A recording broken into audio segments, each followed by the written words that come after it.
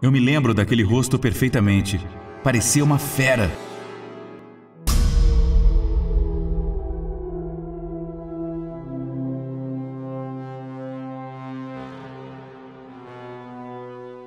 Todos nós temos a ideia em nossas cabeças de como deve ser um bom policial. Alguém que cuida e mantém a ordem pública, profissional encarregado de zelar pela segurança dos vizinhos, um ser respeitado, um cidadão exemplar.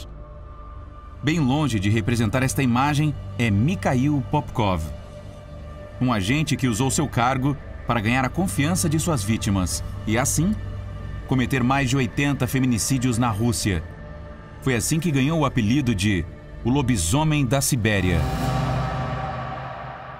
Mikhail Popkov, nascido em 1964 em Angarsk, Rússia, era casado com sua esposa Helena, com quem teve uma filha, Ekaterina. Mikhail trabalhou como um policial na região de Irkutsk, mas foi demitido e passou a trabalhar como segurança em uma empresa química. Esses dados são o pouco que sabemos sobre a sua vida pessoal, familiar e profissional. A partir daí, só conhecemos o seu lado mais assustador, o seu lado criminoso.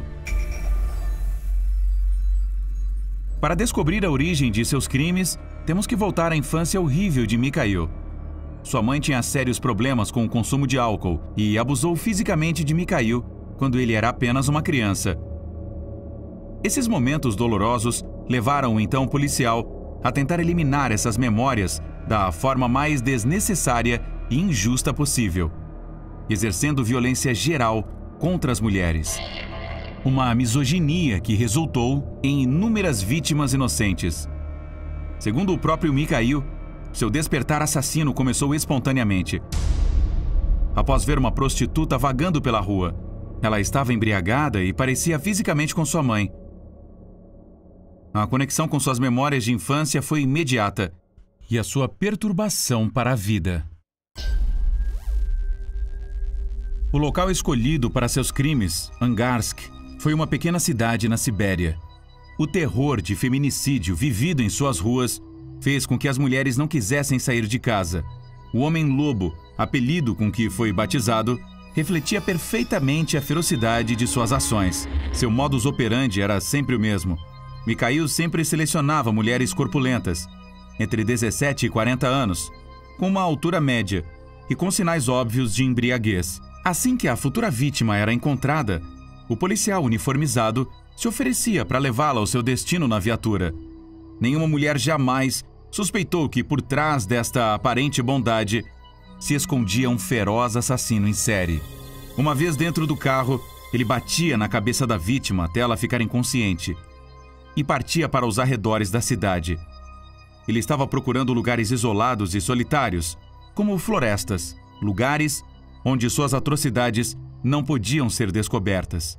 Quando estavam sozinhos, ele as despia e a atacava com qualquer objeto pontiagudo: machados, facas, socos, chaves de fenda, martelos, tacos de beisebol, tacos de sinuca. O que ele precisava era fazer elas sangrarem.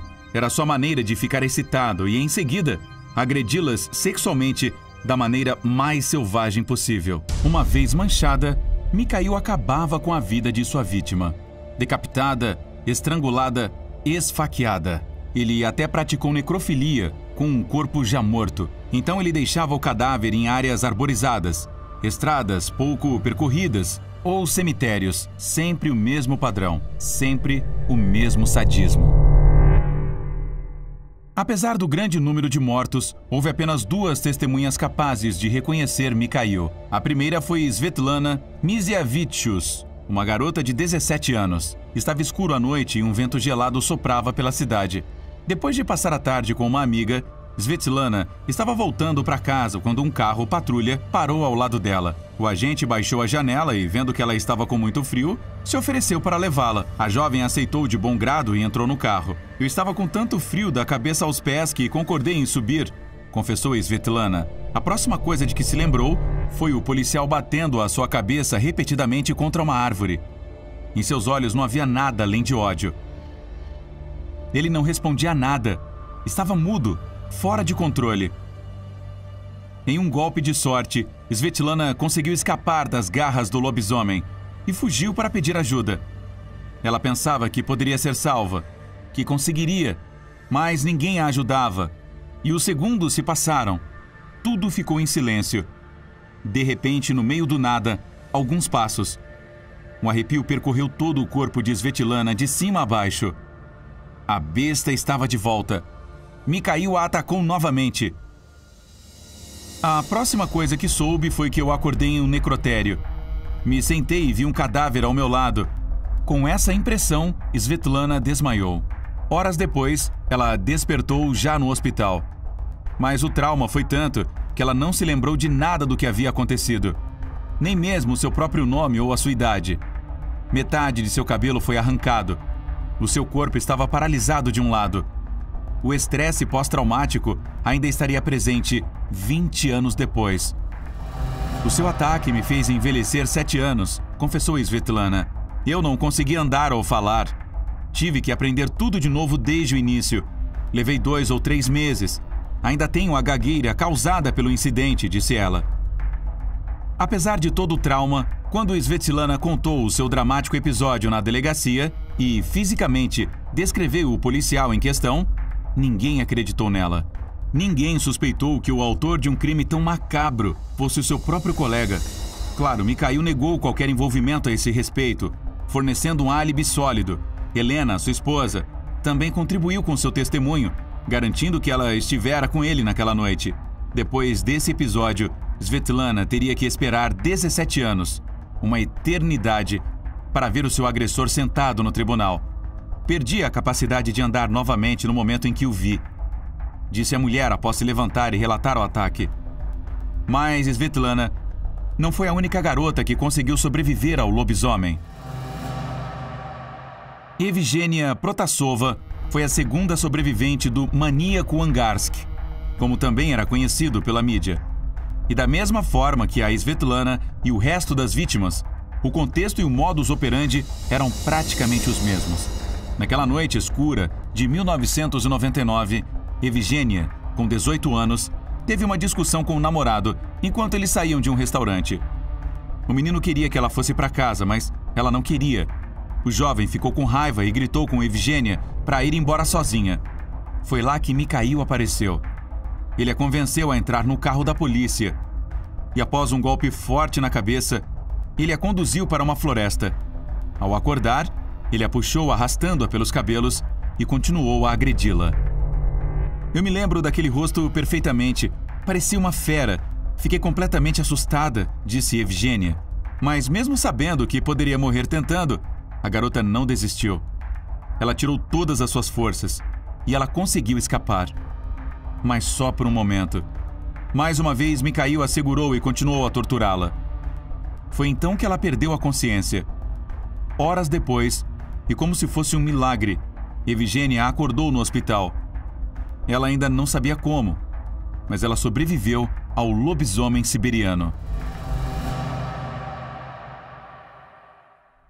Infelizmente, os assaltos a Svetlana e Evgenia não foram os únicos consumados pelo também apelidado de assassino de quarta-feira, já que este era o dia da semana em que Mikhail costumava atacar.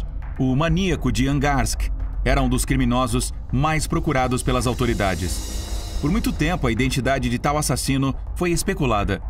Motorista de caminhão, ferroviário, coveiro, mas Mikhail nunca deixou vestígios nas cenas dos crimes. As autoridades estavam desesperadas para descobrir quem era o assassino em série. O que eles não sabiam era que o assassino também estava envolvido em sua própria investigação. Era sua maneira de não levantar suspeitas. Ao longo dos anos, além dos testemunhos de Svetlana e Evgenia, apenas 2 pistas confiáveis foram encontradas nas cenas do crime. Por um lado, uma amostra de DNA e, do outro, as marcas dos pneus de um veículo 4x4. A investigação, inexplicavelmente, parou por quase 2 décadas. Até que, em 2012, um investigador se propôs a comparar o DNA encontrado nas vítimas com os dos policiais ativos e aposentados. O banco de dados tinha 3.500 pessoas, mas o resultado rapidamente combinou. O seu nome? Mikhail Popkov. Com base nesse resultado, a equipe de investigação decidiu analisar as marcas do carro off-road que estiveram no local do crime. Após análise, eles concluíram que os sulcos pertenciam a um Jeep Niva. Imediatamente, uma intensa busca começou em toda a cidade por homens proprietários desse modelo. Quando perceberam que Mikhail Popkov era um deles, todos os olhos se voltaram para ele. Definitivamente as poucas, mas esclarecedoras pistas encontraram o lobisomem da Sibéria. Mikhail Popkov foi preso em 23 de junho de 2012. Ele foi acusado de assassinar 29 mulheres, das quais ele apenas admitiu ter matado 24. Durante a sua declaração, Mikhail disse que o seu único objetivo era livrar a sua cidade de mulheres imorais, meninas que ele tinha que punir. A promotoria deixou claro que Mikhail estava totalmente ciente de suas ações. A besta tinha uma atração patológica pelo assassinato. A necessidade de matar pessoas. Ele gostava de torturar mulheres. Foi o que mais o motivou na vida.